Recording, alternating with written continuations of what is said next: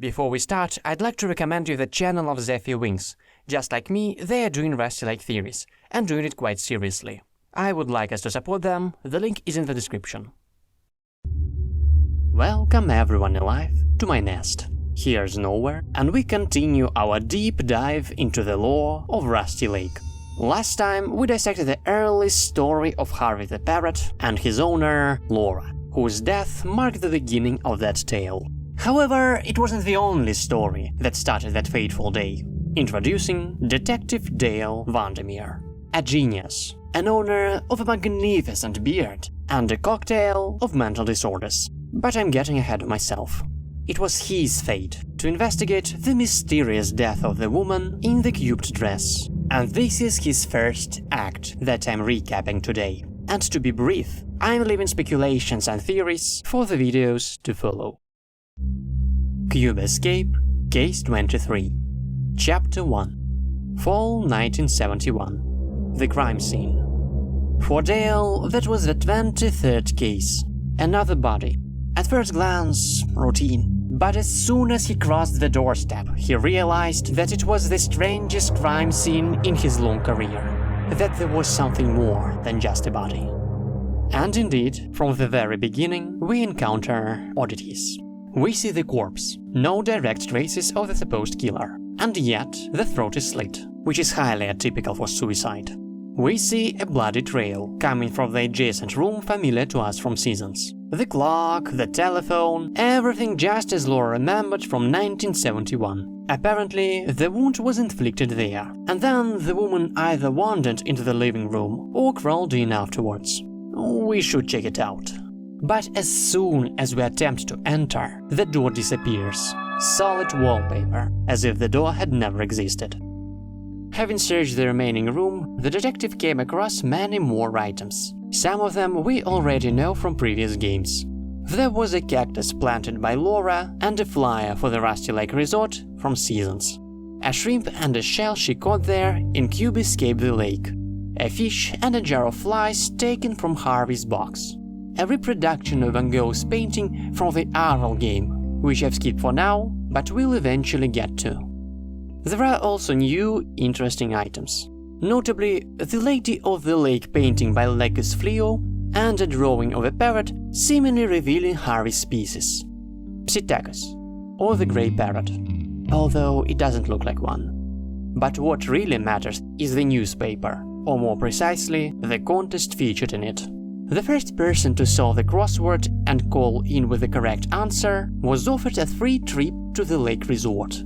We actually saw that trip in Cube Escape the Lake, and it was far from normal. Perhaps it was intuition, or perhaps Dale was influenced by the constant mentions of the lake. In any case, he dialed the number from the newspaper. And a strange voice, with unnatural intonations, answered. Hello. This is Detective Dale Vandermeer. Dale introduced himself. Yes. Is this Rusty Lake? Say the word. They immediately responded instead of answering the question. Dale had no choice but to name the only word he knew. Fate? Taken from the newspaper. I'm sorry. The voice replied. But even if they felt any remorse, it was impossible to tell from their tone. Your place is already taken. The call ended on the other side. Dale didn't attempt to call again, because as soon as he turned around, a new surprise awaited him, and it was far from a pleasant one. The body rose and dissolved into a swarm of black moths. As I mentioned in the previous part, they symbolize death, and for some reason, they formed the combination for the safe, in which they found a folder with photos from Rusty Lake. The evidence is gathered, he can leave now. For months, I could not think about anything else than the events that happened after I found the dead woman. What is Rusty Lake? Interlude. Theater. What is Rusty Lake? It seems to me that was the question that occupied Detective Vandermeer when he visited Rusty Lake Theater later that year. Although there is a popular belief in the community that it was not the name of the theater that led him there, but one specific visitor. Robert Hill, or simply Bob. Born in 1931, unmarried and unemployed. He is interesting because he is the ex-boyfriend of the victim, making him a significant suspect in case 23, at least from the point of view of the investigation procedures. However, I don't think Dale himself suspected him. He was rather interested in the lake. Why Bob came to the theater is not entirely clear, but he ended up drawing his sorrows in the theater bar. In his wallet there was a photo of Laura, with her letter on the reverse side. Dear Bob, as you know, I have not been feeling well for a while now. I will be staying at this lake I told you about. I am sorry this didn't work out. Perhaps we will meet in another life. Kisses. Did Dale suspect Bob, or just wanted to take his statement since they met anyway? In any case, the detective approached him to have a little chat. What they talked about and whether Dale saw that letter isn't known for sure. There are still questions about its completeness and accuracy. If we assume that every line spoken in these scenes is canon, the dialogue would approximately be as follows. Hey man, Taking a seat, Dale tried to address him. He had a plan. do you have a light? Here are some matches. Bob replied amiably. Dale thanked Thank you. him and lit up. Then probably asked if he could ask a couple of questions about Laura. Bob's mood immediately changed to irritation. Leave me alone. I just want a drink. Detective Vandermeer couldn't leave empty-handed, so he introduced himself. What do you want, detective? Bob only asked. The most substantial part of the dialogue is the most difficult to come up with. Of course, Dale would have begun asking some specific questions, but we don't know how Robert would have responded at all. Perhaps at some point, maybe at the beginning or in the middle, he said, I don't remember what happened. maybe he was too drunk, but more likely he just didn't want to answer. However, I believe that in the end, Bob started to trust the detective and opened up. He may have even shown the letter, which would only fuel Dale's interest in the lake. Finally, Bob said, It's all my fault. It's unlikely that it was a sincere confession of murder. Rather, it was self-blame in the face of loss. Thank you. Dale thanked Bob one last time and assured him. Don't worry. I will find her. What happened to Dale next, we don't know. Did he see what happened to Bob afterwards? Did he talk to the theater administration with such a suspicious name? I really hope that someday all of this will become clear. Chapter 2. Summer 1972. My office. The date is missing in Cubescape collection, please fix it. So what is Rusty Lake? I collected all the information I could find and locked myself into my office to learn more about Rusty Lake and this mysterious woman. Dale's office at the police station was fairly well equipped. A desk, a typewriter, filing cabinets for documents, multiple pinboards for notes, a screen with a projector, a new high-tech TV screen, a rather spooky cat with void black eyes, please fix it, residing in the ventilation shaft, a coffee machine, and most importantly, not a single door. A perfect work environment. Dale was tired and unshaven. He became so engrossed in the mystery of the lake that he had almost neglected himself. But what did he manage to gather? Clue number 1, a photo of the victim's house. If you look closely, you can find both Laura herself and the mysterious shadow with white eyes, which we know from previous games as the corrupted soul. Clue number 2, 5 more photos. A chapel, a cabin, a mill, a bridge, and a cave, all taken at Rusty Lake, probably by Laura herself, as she was definitely interested in photography during her childhood. Clue number 3, a map of the lake area with all the mentioned landmarks. Clue number 4, a story. The old man walked beside the lake.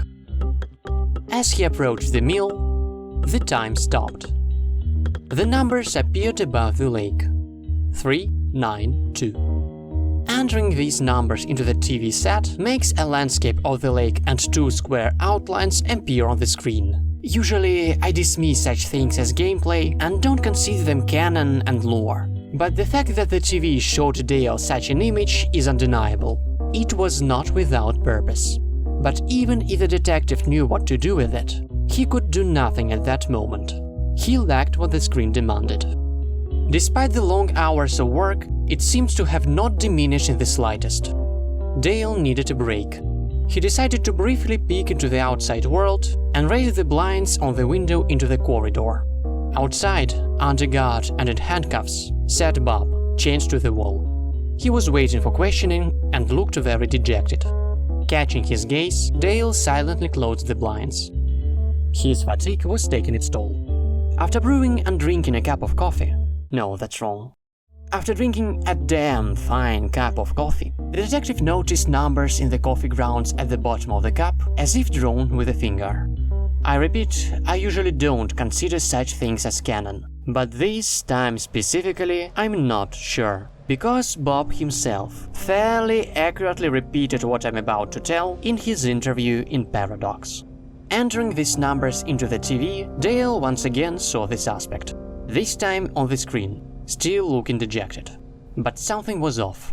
When Bob raised his head, instead of a face, Dale saw a hole in reality with two white lights in place of eyes. The shadow he could recognize from the photograph.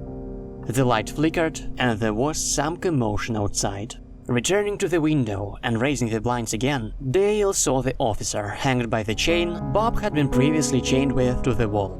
The suspect himself vanished, but soon the shadow appeared in his place. I need your memory. The detective said calmly. Somehow, he already knew about the corrupted souls and memory cubes, like the ones Laura jumped through in Seasons. It's likely he also knew that corrupted souls tend to lose their cubes, and perhaps Dale himself didn't mind getting one to study. Or maybe he already suspected why he truly needed it. In response, the spirit placed its hand on the window, causing cracks to form on the glass, and then disappeared, leaving a black cube floating in the air. Dale took it. To tie things together, let's assume that Dale, somewhat shaken by what had happened, decided to regain his composure and… shave himself? No. Oh, nice mustache. No.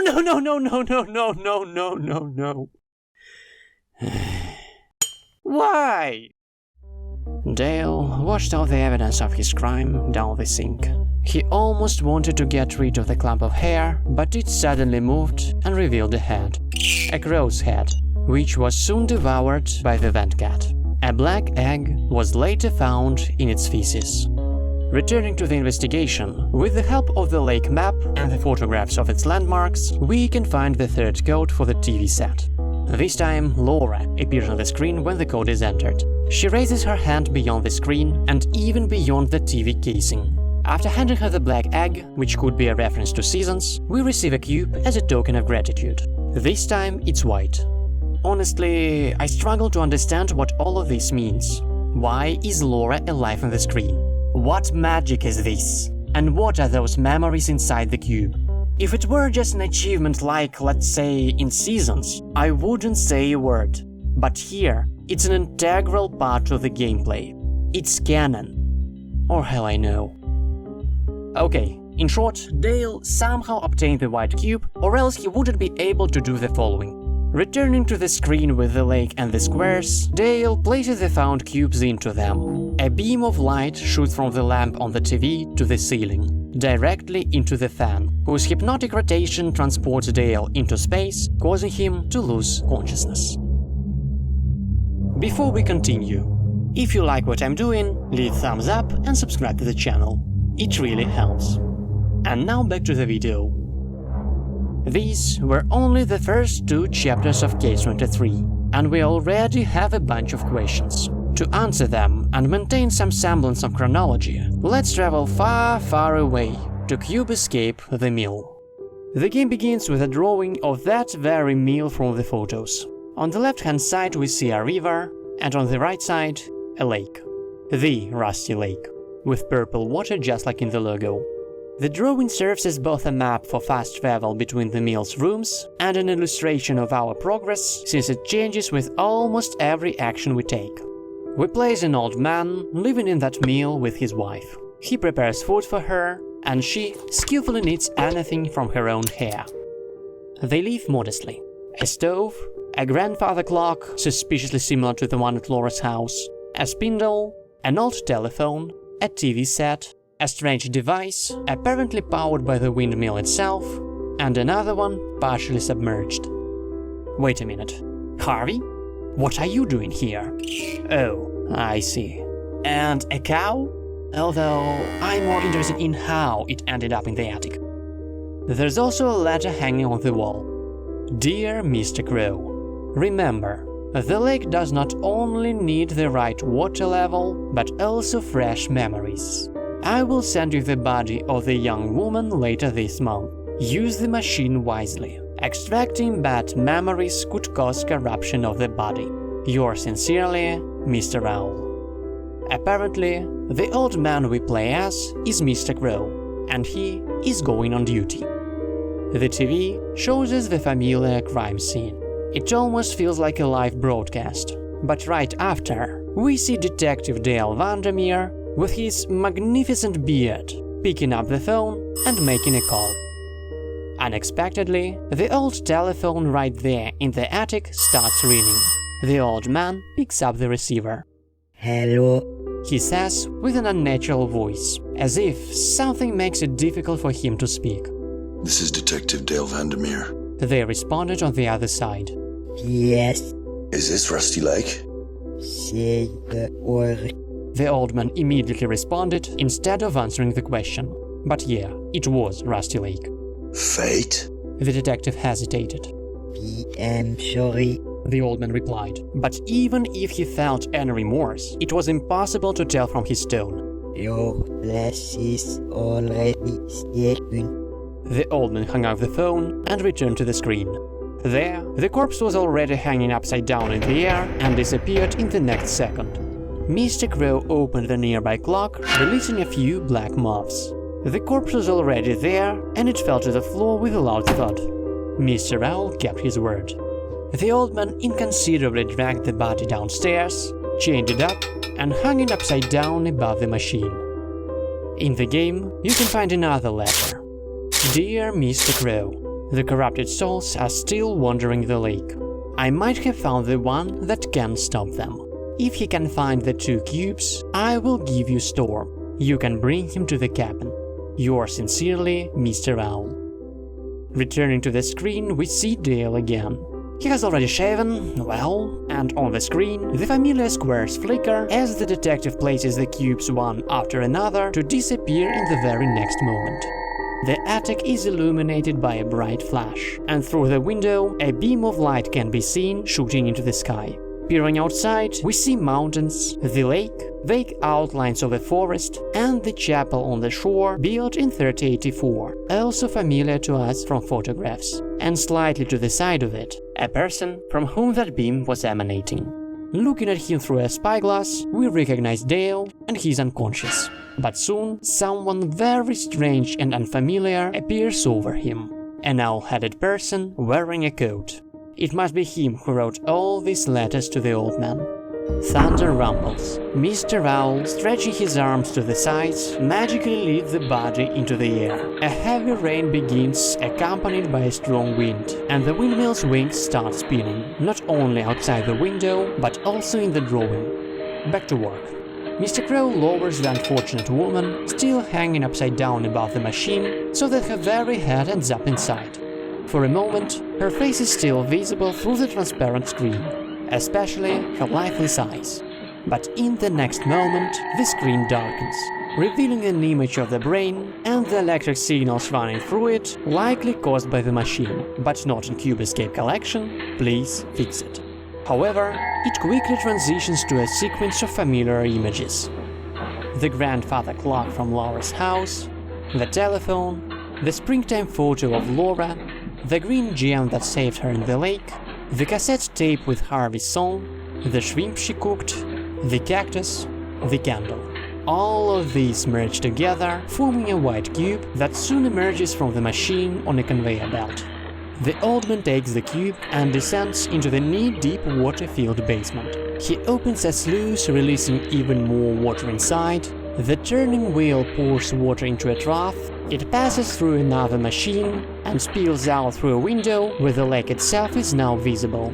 Following the instructions in the pictogram, we place the white cube with memories into the device. Then the cube dissolves and gets into the lake, causing white glowing digits to appear above it. From a gameplay perspective, they unlock the second mode of the machine, the black one. We see the brain again, and again we see the images, but this time they are much darker. Prozac prescribed to Laura for depression, the fish she caught in the lake, the eye she used for a ritual there, the hand emerging from a pot, the summer or the year of her death, a corrupted soul, the moment of her death itself, a blood-covered knife, and an axe. All of these form a black cube, and as it emerges from the machine, the woman's body starts convulsing, being enveloped in darkness. It seems Mr. Crow wasn't careful enough. Fortunately, the body was still bound in chains, presumably exactly for cases like that. After flashing the black cube into the lake, we immediately encounter drastic changes in the surroundings. An anxious music begins playing, the light dims, and an impenetrable darkness shrouds the reality outside the window. From our experience in the lake, we know what it means. There is a corrupted soul nearby, and it thirsts for blood. Pushing up the stairs, the old man finds no captive. The chains are empty. Meanwhile, as he turns around, he discovers his wife dead, but still clutching the knitting needles in her hands. As he ascends to the attic, the first thing he sees is a severed cow head. The rest of the cow is nearby, bleeding profusely, and it still stays straight. And there, Mr. Crow found her, the murderer, the corrupted soul he inadvertently created. It held Harvey, helplessly flapping wings in its grasp, ready to snap the bird's neck. Terrifying patterns began to emerge on the walls around. Sleep. The old man murmured, to which the spirit only shook its head convulsively. There will be blood. He tried to appeal to its compassion, but the dark soul only tightened its grip on the bird's neck, making it squeak. Your memories belong to the late noir. In denial of reality, the corrupted soul shook its head even more fiercely. Leave them behind. Oldman continued, angering the monster even further. And then, in a final desperate attempt, he uttered the familiar words. All the useless. And he hit the mark. The ghost released the bird and disappeared in an unknown direction. I give Mr. Crow 6 out of 10 as a terrorist negotiator. And now we know how Laura became a corrupted soul, who spoke to Dale on the phone, and why Dale needed the cubes. But what happens to him afterwards? Let us return to Case 23. Chapter 3. At last, I was close to Rusty Lake. Although I did not understand what happened, after a deep sleep, I found myself on the floor of the mysterious chapel I knew from the pictures. Still summer 1972. The chapel. The date is missing in Cube Escape collection, please fix it. The chapel is strange. On one hand, it's Christian, but on the other hand, the amount of Cube's imagery inside is quite impressive. Even paintings with biblical stories have been adapted for cubes. To the left, we have Adoration of the Shepherds by Bramantino. To the right, Massacre of the Innocents by Mazzolino, and in the middle, Salome with the Head of John the Baptist by Vanos Tsanen. Only now, it's not Salome, it's the Lady of the Lake, with a cube on the dish instead of a head. Also, the painting was created by the fictional artist Lacus Fleo. And the most bizarre thing, the painting seems alive. It looks at the neighboring pictures, and after the puzzles are solved, freaks out about her cube floating. By the way, we take the cube. Another interesting element is the altar, or rather, some of the items hidden within it. Mention-worthy are references to Van Gogh's Starry Night, a familiar seashell, and a sequence I will ask you to memorize for the future. Inside the bird's skull, we discover a key. The key opens a small cabinet containing a jar with a preserved fetus. When ink is dropped into the jar, we see it fill the entire volume. And when it dissolves, only a heart remains instead of the fetus. don't bother thinking about it yet, just memorize the sequence. Why am I even saying that? Of course, do think about it. Let's see if you can come up with a better explanation than I have.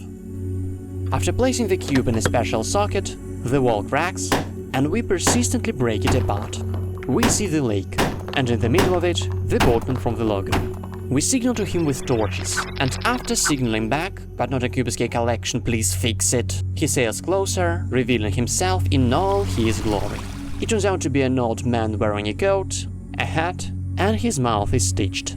As we cut the threads and free his mouth, his hat immediately floats up, exposing his bald head and a cube tattoo on his forehead. His mouth opens wider and wider, revealing an eye at first, then the edge of a beak, and finally the entire crow head, while the old man mask falls back like a hood. Mr. Crow in flesh, as we see him in Harvey's box. And his elderly form can be seen in the mill in the picture I intentionally skipped before. From a distance, he resembles characters from various paintings by René Magritte. Chapter 4. Silently, the old crow and I sailed to a small island in the middle of the lake. Without a word, the crow left me wondering what to do. Summer 1972, the cabin. The date is missing in Cube Escape collection, yada yada. Finally, according to Owl's instructions, Mr. Crow brought Dale to the all too familiar cabin. 3 years had passed, yet everything looked as if Laura had left this place only recently. Here's the crowbar and Harvey's box with the matches inside. The only thing missing was the tree. Did someone cover the tracks, or perhaps the tree was never there in the first place? However, the soothing atmosphere of the lake remained. But just like in the lake, not for long. While we were collecting gears throughout the cabin, the feeling that something was off grew rapidly. A deer appeared at the doorway, blocking the exit. As we used the crowbar to uncover secret compartments in the walls and reveal strange mechanisms, those very walls get covered with terrifying patterns. When we look at the deer again, it unexpectedly appears decapitated. The player, and perhaps the protagonist himself, begin to panic more and more, rushing, making mistakes in puzzles. The deer is replaced by a corrupted soul with antlers, unsettling us even further while we fix the fuel pipeline and some kind of clockwork mechanism. In the older versions, at some point, the soul begins to pursue us through the entire cabin. Please bring him back. In the end, if the player hesitates for too long, the screen turns black. It's too late. The opposing powers won. But the lake gives me another opportunity. This time I have to be faster. Everything repeats. The old crow, the island, the gears, the pipes, the deer. But this time, Dale manages to break a shaft open and pull the lever, thus summoning the elevator. Only God knows how it got into the wall. The elevator descends somewhere below the island, while the corrupted deer helplessly watches it go. Finally, I reached the lake. I could not feel my body. The time felt different to me, like I did not only live that moment, but also my past. All my memories, captured in little cubes, floating around the lake. The end. Or rather, just the beginning. Dale has much more to go through, and we have much more to learn. For example, why did Mr. Owl and Mr. Crow arrange a trip to the lake for Laura? How did her body get kidnapped from 1971 while her memories were extracted only a year later? How can we play as Laura in Seasons during the period between her death and the appearance of her corrupted soul? How is Harvey alive in the mill? I, Nowhere, will try to answer these questions and much more in the following parts of our deep dive, where I will delve into the theories of Case 23 and later on, the mill. So subscribe to the channel, like the video, try to give your answers into the comments. If you want to personally discuss the Rusty Lake storyline with me, find me on Rusty Lake subreddit as well as on the official Rusty Lake Discord. And remember, question everything in Rusty Lake.